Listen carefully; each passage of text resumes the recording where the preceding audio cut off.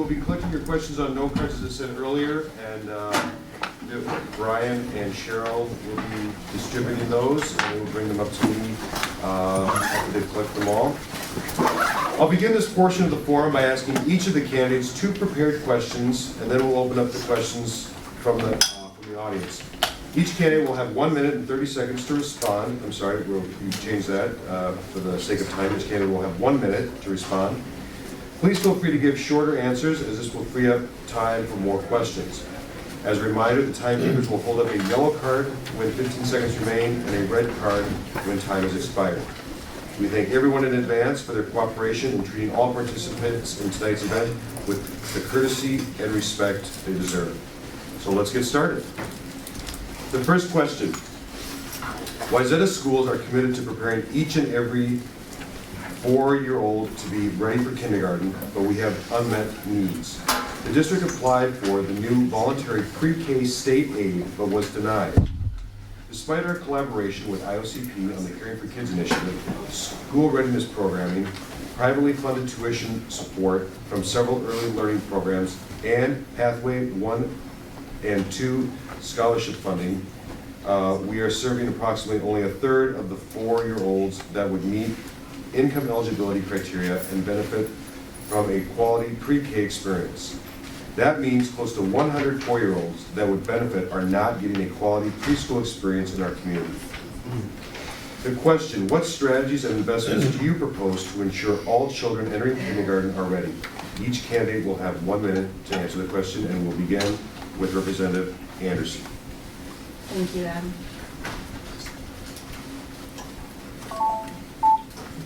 Thank you, Adam. I appreciate you guys hosting this forum tonight.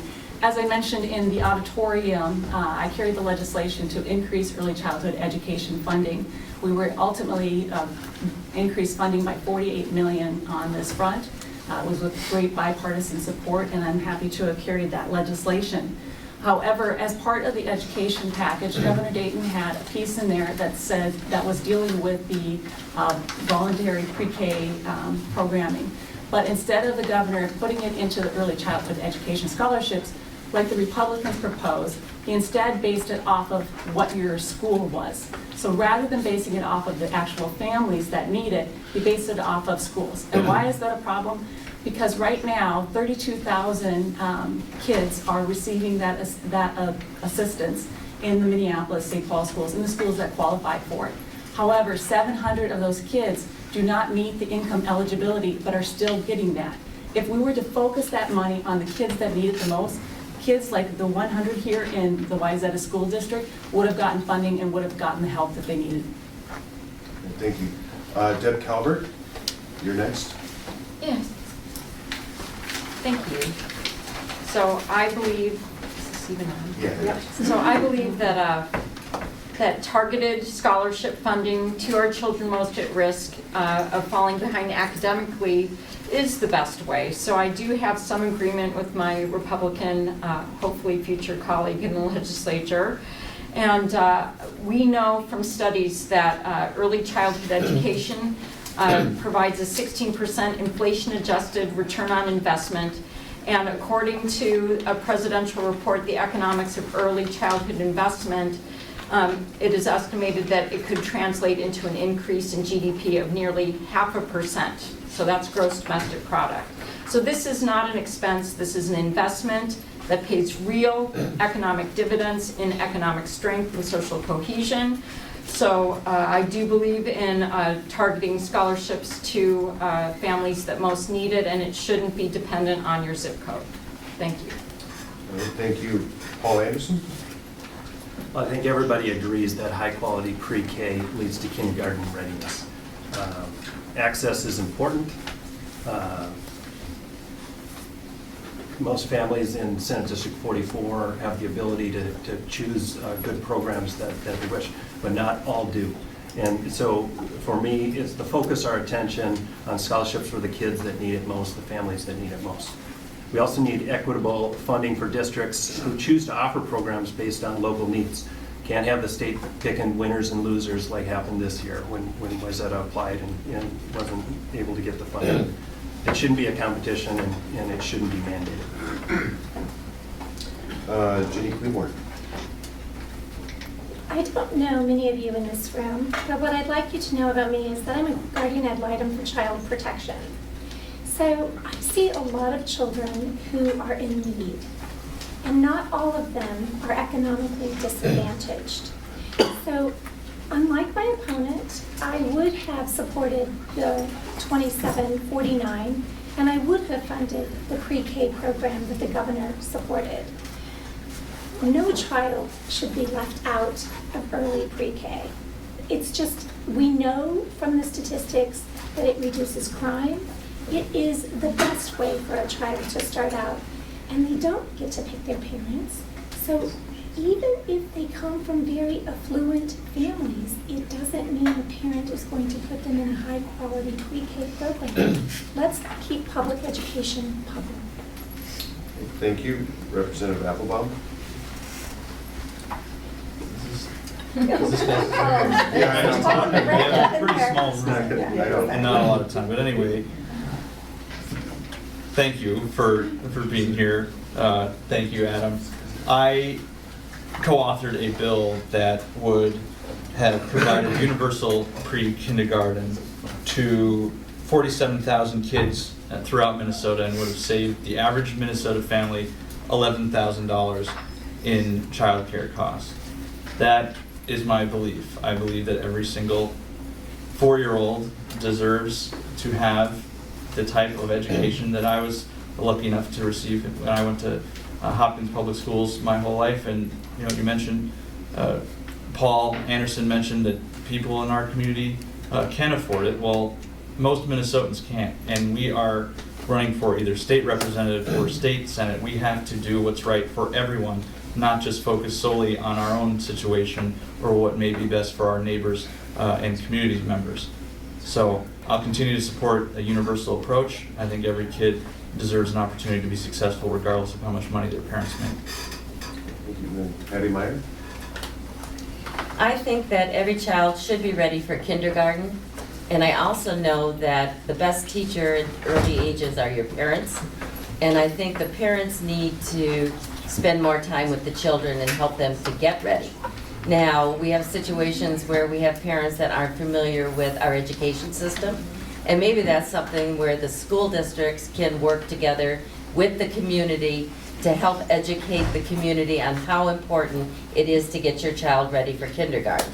I think the scholarship program is an excellent idea for the kids that are in need, and I think we need to make sure these kids, because if they're not ready in kindergarten, they're going to fall behind right from the start.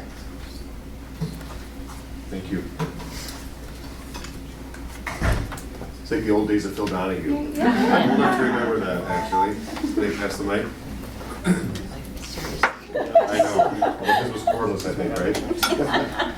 All right. Are we going to talk about technology? No. Right. All right, the second question, and then after this we'll have questions from the audience. Wayzata schools are also committed to providing an excellent education to each and every student, including those who qualify for special education services that are required by the Individuals with Disabilities Education Act.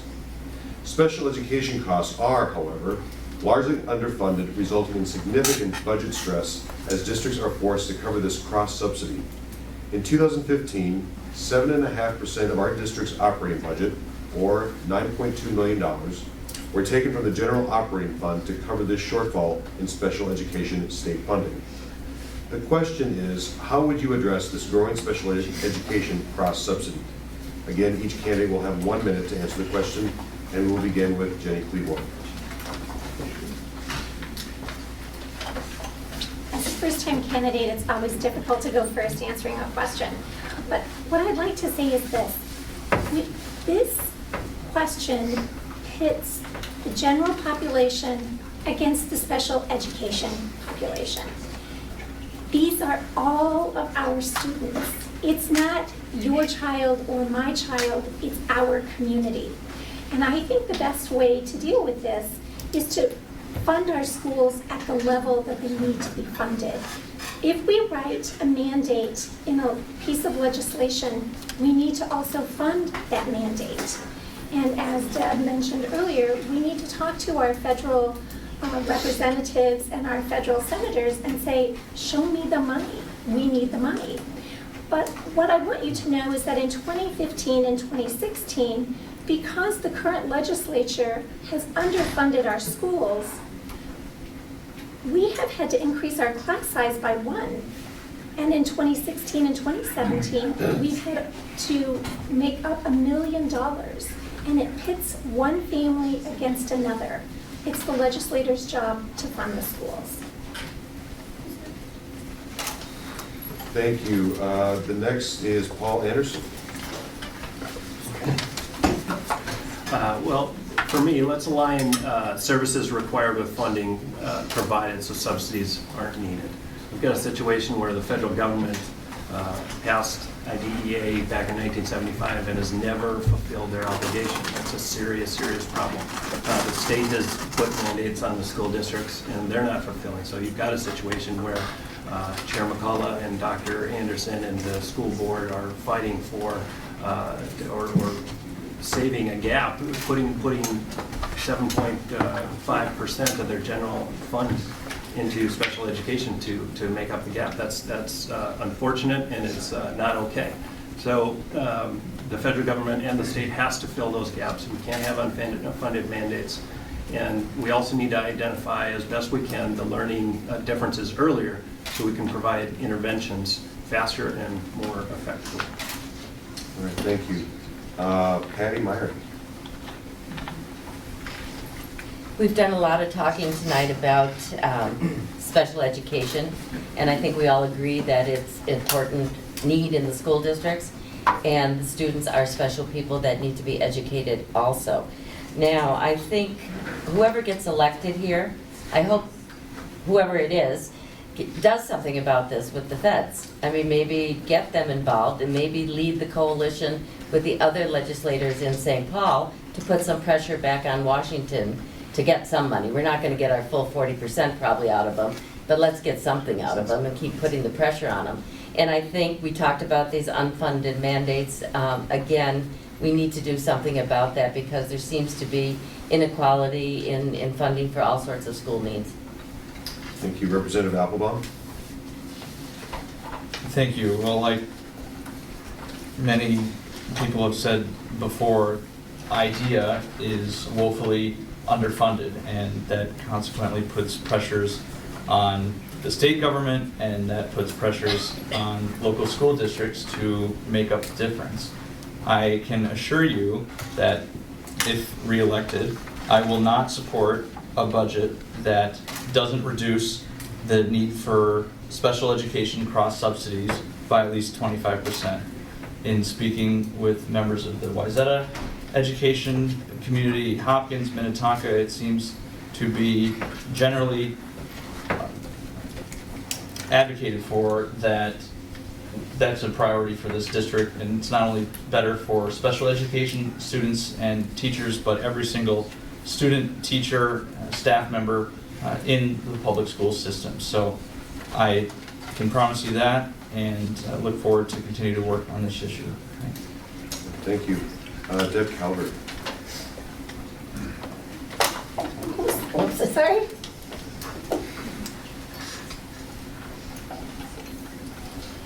So as the mother of an inclusion specialist and the daughter of a former special education teacher, I can say that as part of our constitutional mandate to support a public education system that is quality, I fully support talking to our federal legislators and putting some pressure on them to fund part of their obligation, even if it's just a part of it.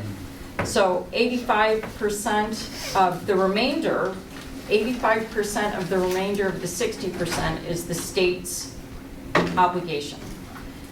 We have to start putting our money where our mouth is because, as Ginny said, we are supposed to be supporting all of our children and helping them reach their full potential. I also think that the state government should be adding money on the formula, because the reason I got involved in public schools is because they had received no funding for several years in 2003, and we are still crawling out of that deficit. So giving money on the formula that gives school districts the flexibility to meet the needs of all students according to the needs of the individual school districts is another solution. Thank you. And Representative Anderson.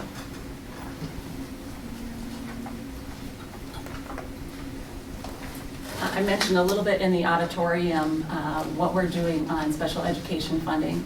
And there's kind of three things that we need to address. As everybody here at the table, I think all agrees, we need to make sure that the federal government is trying to fund their obligation of the 40%.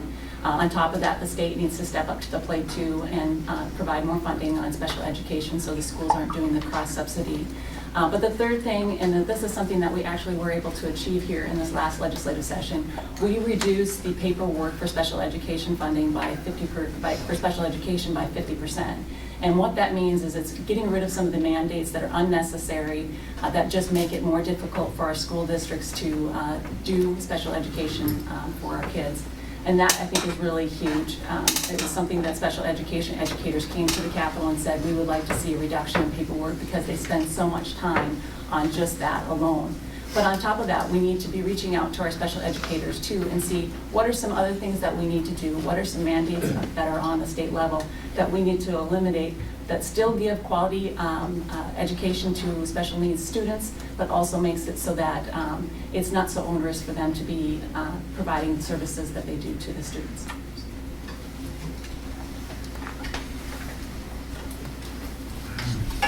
All right, thank you.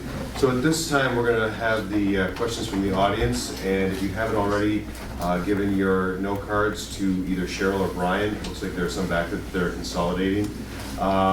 I know there's one question right now that I've received during the first two questions, and the question is, there were several questions actually asked on this topic, and it's been consolidated down to this one.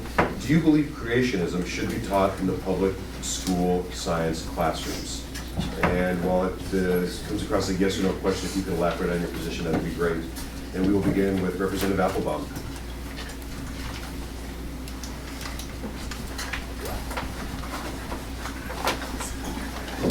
Thank you. It's a yes or no question, so I'll answer it simply. I absolutely do not believe that creationism should be taught in our public school system, period.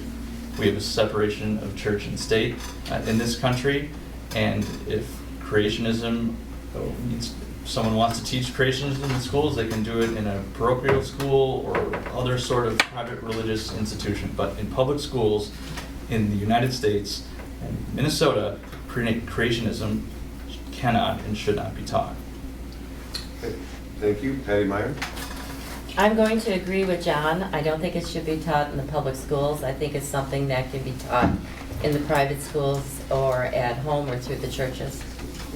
Representative Anderson? I don't think that the state should be dictating to the school district's curriculum like that. That's up to the local school district. That's up to the local parents and students that are involved in the community if that's something that they want to do. But I'm certainly not going to be advocating for it at the legislature. Deb Calvert?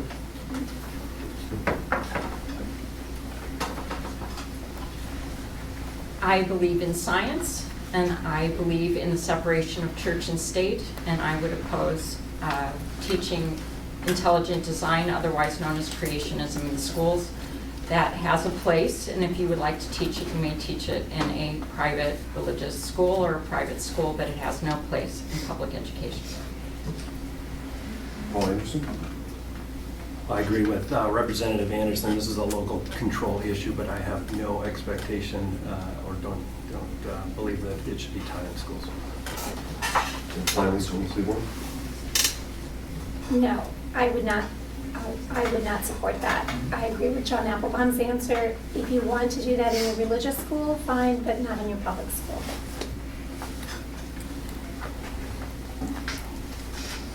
All right, thank you. The next question is, and I've also been told since it doesn't seem like we have a lot of questions, you're free to elaborate on your answer a little more and go a minute 30 if you want. So this next question is, would you support private school vouchers? Why or why not?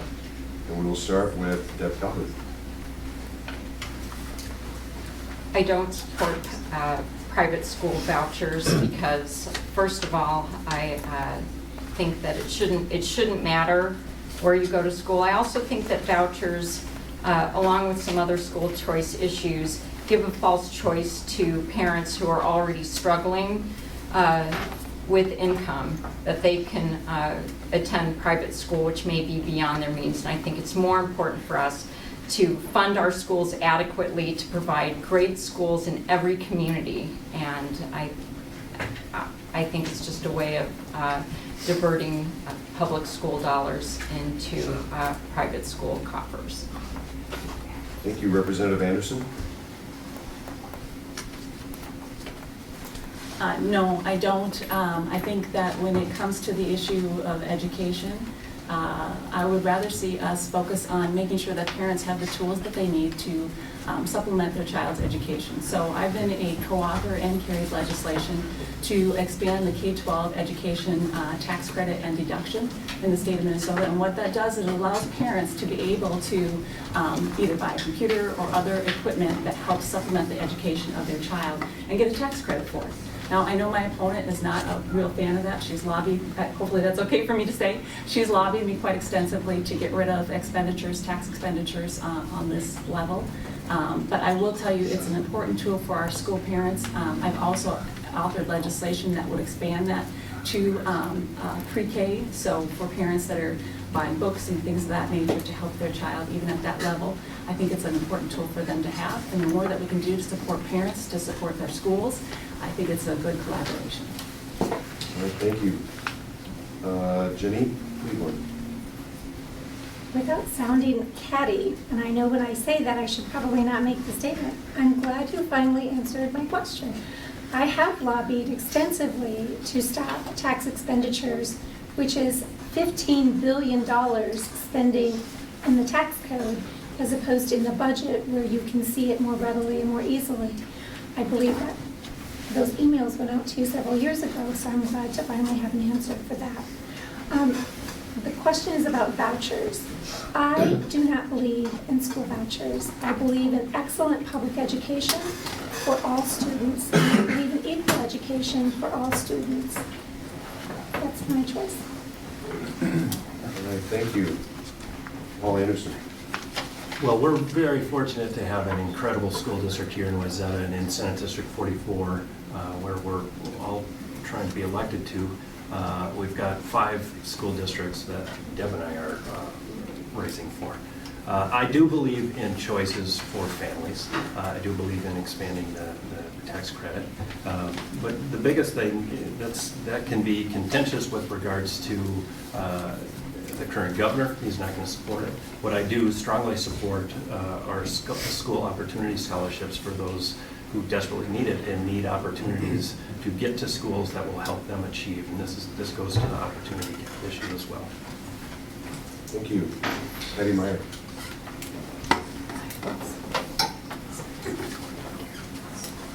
I believe that it's the family's choice, the parents' choice to select where they want to have their children educated, and that's why we do have public schools, private schools, religious schools, charter schools. We have lots of opportunities for parents to make those decisions, and even within the public school, we have online classes and things that they can partake in. So I think it's a parental choice what to do with their children. I'm not pro vouchers. If we've got extra money to be spending on that, I think we could spend it on some other needs of school districts. And I too want the children to be educated properly, but I think vouchers is not the way. Thank you, and then Representative Applebaum. I think school vouchers have the effect of weakening our public school system, so I will not and will never support them. All right, thank you. Okay.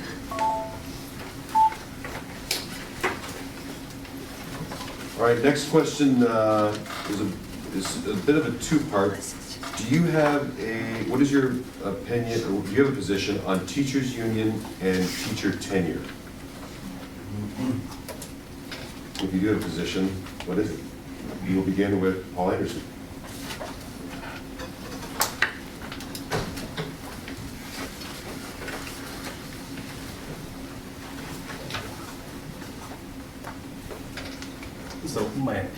teacher unions?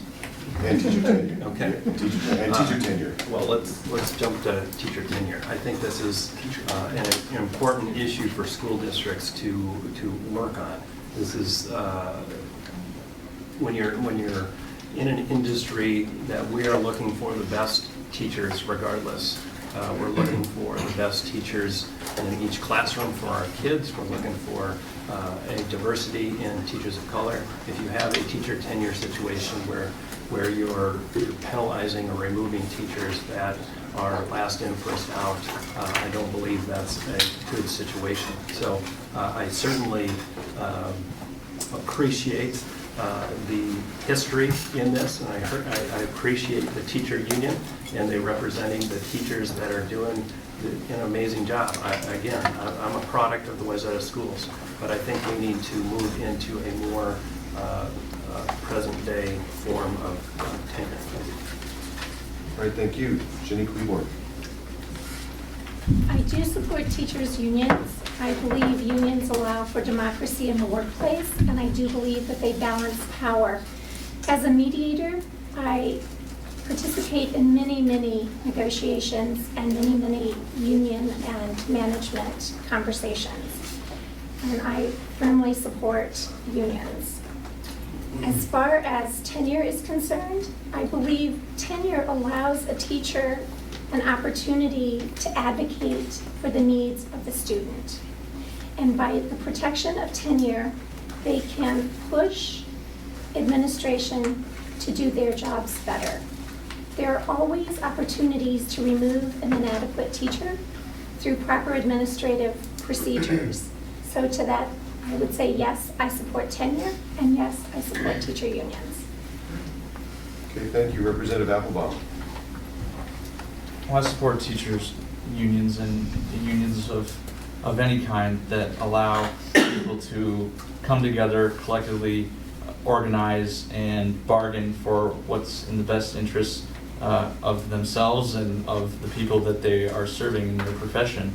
I think that teacher tenure has its faults. You know, you're going to hear some things about a last in, first out, and people on the other side of the aisle are very ready to say that that's exactly how it's done. I don't agree that it is. In my 2 years as a representative, I've spoken to countless individuals in the education community. Bad teachers, so to speak, are always going to go. Tenure doesn't protect them against all faults, and we need to have a system that encourages the very best and most qualified people to want to be a teacher and enter one of the most, if not the very most the most important profession that we have in this society. So whether it's a tweak on the tenure system, having it as it is, I'm not sure, but we have to continue to do everything we can to ensure that teachers are in the best position possible to succeed, that smart people continue to want to enter such a wonderful profession, and that the kids in our future are in a better position to face the workforce than those today. So there you go. Thank you. Patty Meyer. As far as teacher tenure, I think we need to do some changes there too. I'm kind of in the reform and change things. I think people in the business community look at that and they say, well, we have standards and we have achievements that we expect our employees to do, so I think we should expect that from our teachers. I think most teachers are great. I think most teachers do an excellent job in teaching our kids. I mean, the kids love their teachers, the parents love their teachers, and I think that's the way it should be. But I think teachers in any industry, if you're just the same year of experience for 25 years, isn't good. You need to be growing and expanding and doing the best possible job you can. As far as teacher unions go, there's always been unions in all sorts of industries, and so we have that one. I think if we looked at the morning paper, we know that they're raising up money and they're helping our DFL friends at this table. So I hope they do some good things for the teachers too. Thank you. Representative Anderson. Thank you.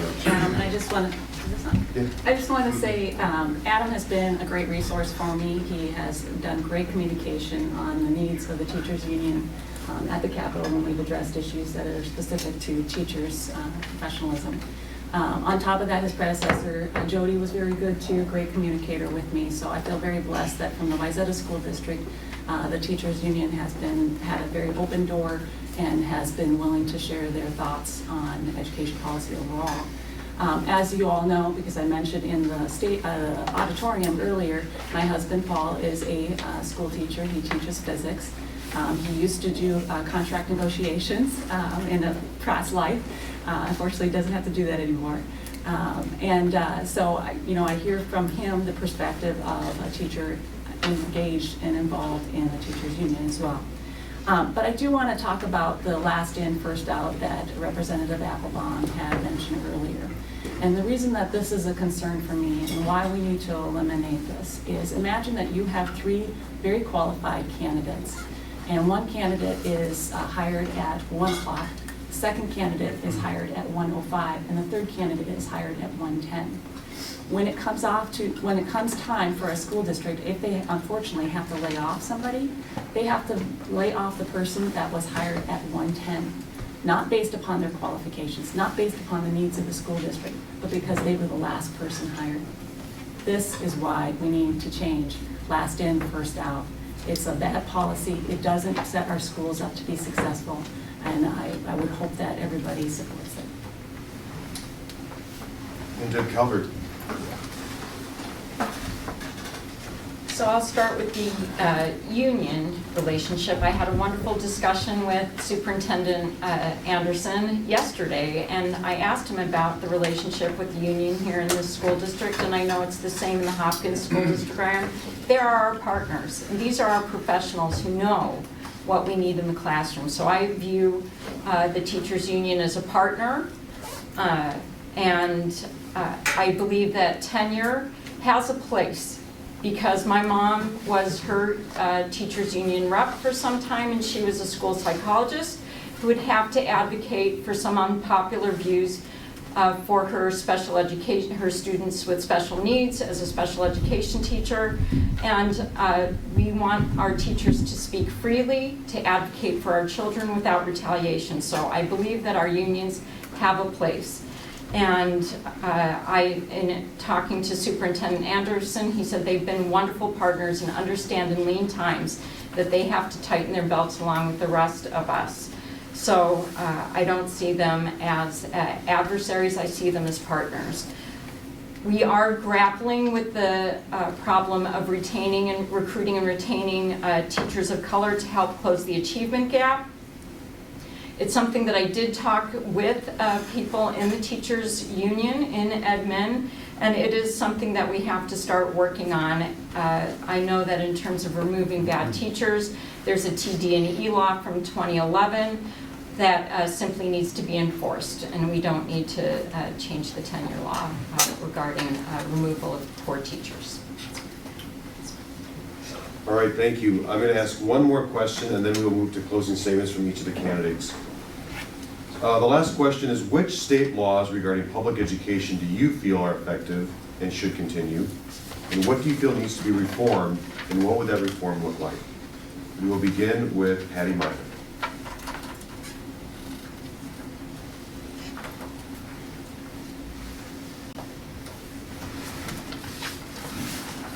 Well, first of all, the Constitution of the state of Minnesota says we have to fund education and do it well. So I think that's a #1 item that we need to keep on the books and keep following through on that.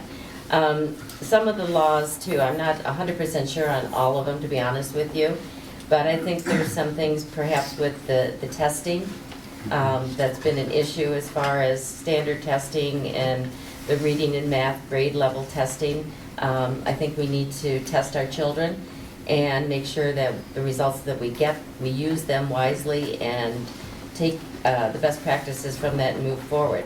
I think there's some rules as far as bullying. Would that be one of the state laws too? I think bullying is an issue that we need to stay on top of. It's not good for the children that are the victims or the child that is doing it. So I think those are some of the items we should stay with. Thank you. Representative Applebaum. Thank you. one state law that I think is particularly helpful when it comes to public education is the fact that teachers and students can't come to school with firearms. And I think you would all be very surprised to know, those watching it at home, I don't know if the Trump-Clinton debate or this will get better ratings, but if anyone is watching this, I would encourage everyone to view the Hopkins LAC event, because you will be disappointed to know that not everyone on this panel feels the same way when it comes to safety in our schools. I think it's absolutely outrageous that people could think that school teachers and students should be allowed to carry firearms in our public schools. So I think that law should stay, and any requirements and regulations related to should stay. As far as things we should be doing better, we have to fully fund education. You've heard all night about how we have unfunded and underfunded mandates, and even when we provided enough resources to make some people happy and not result in layoffs, it still wasn't enough to completely preclude people losing their jobs and larger class sizes and overall a worse learning environment for kids. So we have to fully fund education at all levels. All right, thank you. Deb Calvert.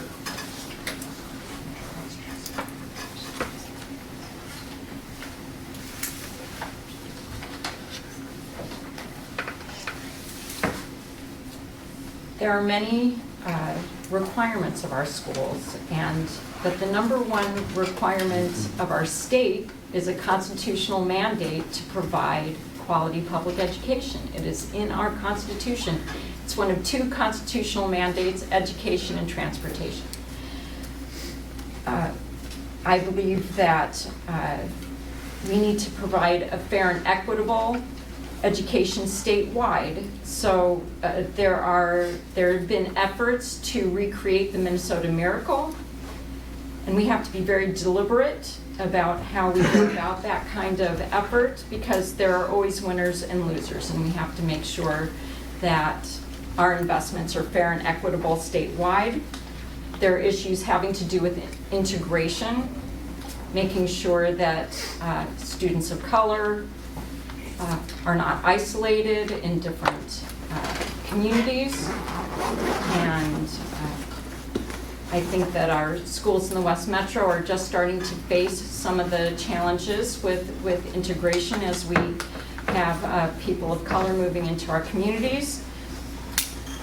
We have to get rid of unfunded mandates that are not contributing to student achievement. I think we should make a list of unfunded mandates or underfunded mandates, decide which ones are not contributing to student achievement and get rid of them, and the rest of them we should fund.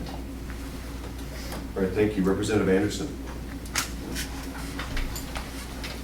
Thank you. And I think Mr. Calvert had a very important one, our state constitution that requires us to provide education.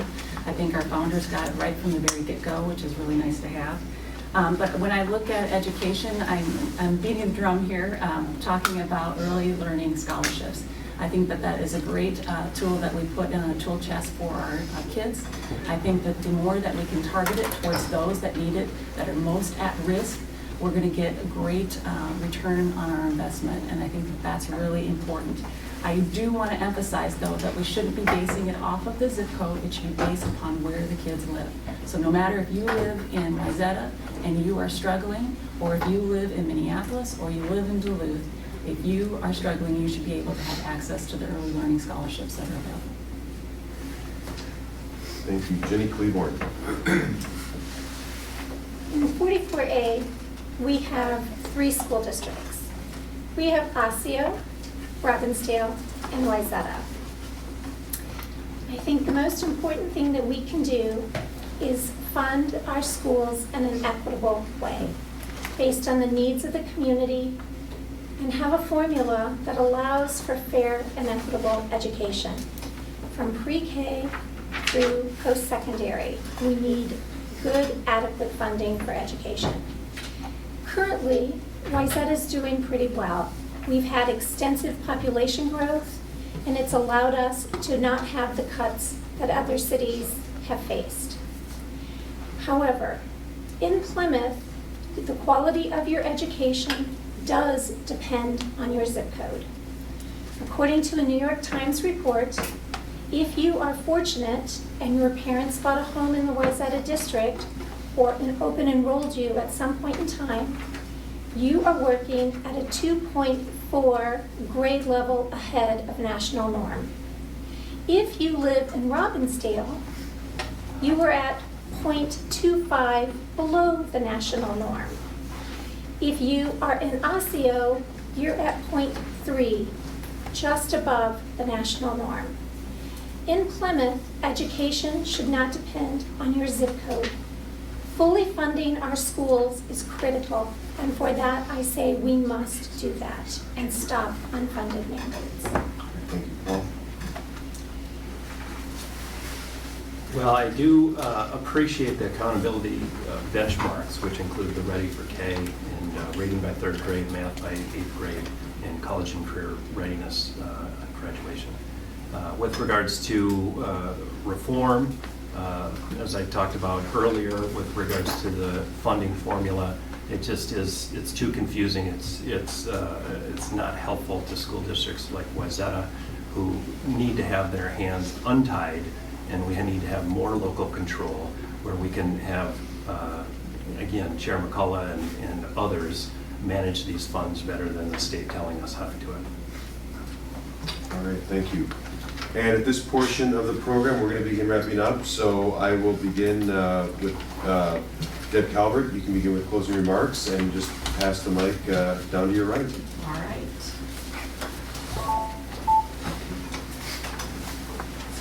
Education is one of two constitutionally mandated functions of government, as I mentioned recently, and it is our economic engine. Our educated workforce is what attracts and retains our major employers, and it's why CNBC named Minnesota the #1 state in which to do business.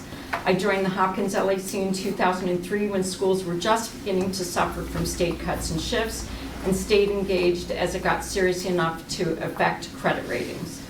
I want to take my passion for kids and schools to the state senate to make sure every child has a chance to reach their full potential. Thank you.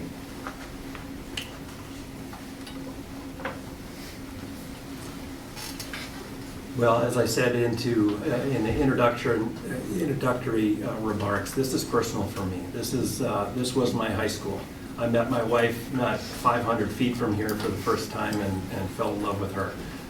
This is where my kids will graduate from high school. The passion that I've been filled with from the educators and coaches here at Wayzata is what I've pulled into both the private sector and in public life and in various volunteer efforts. But the biggest passion I have right now is to go serve the people of Senate District 44 in St. Paul, be an advocate, be a champion, be a partner with Wayzata Schools, and make sure we're getting things done for this incredible school district. And my name is Ginny Cleburne, and I'm running for this seat because I believe in 2017 our children deserve an opportunity to be creative and innovative. I spoke with one of our administrators and I asked this question, and this is the question I want you to take away with you today. When we talk about school funding, what could we have achieved with all of these students who have been going to school for the last 12 years with unfunded schools? What creativity have we lost? What innovation didn't occur? When I asked the administrator today to say, what could we have done? And this administrator said to me, Ginny, that's a great question. We've been so focused on not cutting our core curriculum that we haven't even had time to think about what could have been possible. This is an entire educational life of a child. 12 years of underfunding schools in Wayzata and across our state. So I'm asking you to think about who you elect next and to think about the opportunities that we could be missing in innovation and creativity and sparking a child for a life of achievement. Thank you. First, I just want to thank the Wayzata School Board and the LAC for hosting this event tonight. I always appreciate seeing so many people engaged and involved and wanting to do good for our kids. So thanks for all the participants and everybody else involved in this process. As I mentioned earlier, my focus at the legislature has been on making sure that we can help kids that are at risk with the early learning scholarship funding that I carried. I've also been a huge advocate for literacy funding as well, and making sure we fully fund all-day kindergarten, which I did vote for. And I also want to highlight a couple of things too about my background that we didn't mention that I didn't mention earlier. Prior to serving in the legislature, I served on the Plymouth Planning Commission, and I was the liaison for the Park and Rec board that they have too. I have had my work recognized by several entities, the Aspen Institute, I'm a Waddell Fellow, and that's being recognized for working across the party lines. And so I've been involved in that. I've also received different awards from many different organizations. The Zone, it's a Jewish hunger solution organization in particular for a couple of things. My work on making sure that families that need have access to healthy foods. And also sponsoring legislation to make sure that kids don't go hungry at school and that they can focus on schoolwork and not about eating, which you wouldn't think that kids would have to do that, but that's a problem. It's a real issue, even in Plymouth. So appreciate again that you had me here tonight and look forward to any questions that you have later. Thank you. I too would like to thank all of you in the audience tonight for coming out tonight. It shows that you do care about education and schools in this district. And thank you to the LAC for putting this on. In closing, I want to say that our nation has become the strongest, the most educated, and the most prosperous country in the world. And that's because our society values education. Our teachers and our students are dedicated, motivated, and inspired to succeed. And succeed they must, often in spite of the fact that sometimes there's education systems put roadblocks along their road to success. These roadblocks may be financial, institutional, historical. In the end, it doesn't matter. The system needs to continue, as I've said before, to reform, to keep current, to keep fresh, and to stay relevant in what's needed to educate our children. It's not enough to keep doing what we've done in the past. It fails our students because our students today are ready, willing, and capable of facing the challenges of the 21st century. Our best decision makers, I feel, are our teachers, our administrators, our school board members, our parents, and concerned citizens. The question is, are we as policymakers ready to accept change to the system? I am, and I hope you'll join me in those efforts. Our kids deserve no less, and that is why I'm running for the next generation. Thank you. Thank you again, Adam, and the Wayzata School Board, Wayzata Legislative Action Committee for your efforts in hosting this event tonight. It's always well attended. Well, always, I've been here twice, but both times it's been well attended, and I enjoy visiting with both new and familiar people here. You know, I am a member of the next generation, and it's been an honor to serve my hometown district at the Capitol over the last 2 years. I promise you, as I did 2 years ago, and you rewarded me by believing in me, some of you on 2 occasions at the primary and then the general election, I promise you there's not going to be anyone who works harder for the best interests of our kids at the legislature than I will. I've demonstrated that over the past 2 years, and I will continue to go to bat for our kids every single day I'm elected. I really appreciate your continued trust in me, and if you need anything, you want to actually learn about how I vote instead of how I say I voted, please visit my website at johnapplebaum.org, and I encourage anyone watching this who has incumbents in the race to actually do your homework and see how they have voted, because you'll find, and I'm new to politics, but what people say and what people do are often very different. I'm not that type of a person, I'm not that type of a problem solver or leader, and that's what I'll continue to bring to the table as your state representative. Thank you.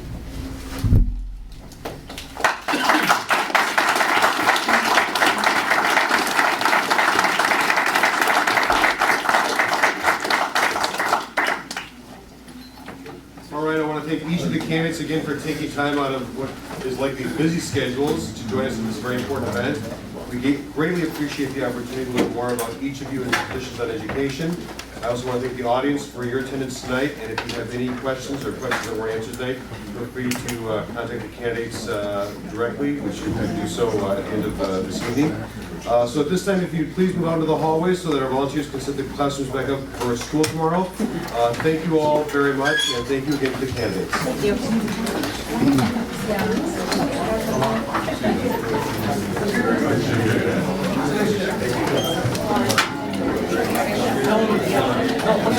you.